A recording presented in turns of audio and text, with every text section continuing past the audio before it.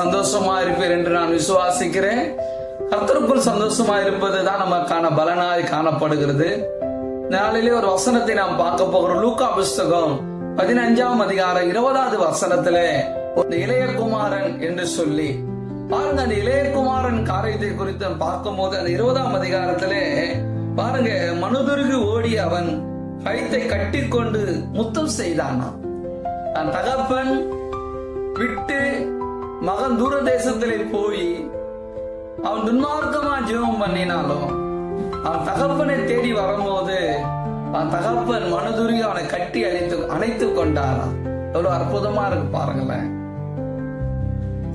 நம்ம செய்த தவறுதான் இன்னைக்கு உலக மனிதர்கள் சுட்டி காட்டி கொண்டிருக்கிறார். நீ இந்த காரியம் செய்த, நீ இப்படி பண்ண, நீ இப்படிப்பட்ட ஆளு. ஆனா அந்த இளையகுமாரன் அவன் மனம் திரும்பி வரும்போது அவன் அப்பா எந்த குறையும் அவனிடத்த சொல்லாம அவனை கட்டி பிடித்து முத்தம் செய்து அவன் அணைத்துக் கொள்ளுகிறான். பாருங்க, ஏசப்பா நம்மளுடைய கட்ட இருக்கிற குறைய கண்டுபிடிக்கிறவர் அல்ல, நம்ம கட்ட நிறைவு தான் பார்க்கிறார். அவர் கல்வாரி சிலுவையிலே நமக்காய் ஜீவனை தந்து நம்மளை மீட்டாரு. அந்த அன்பு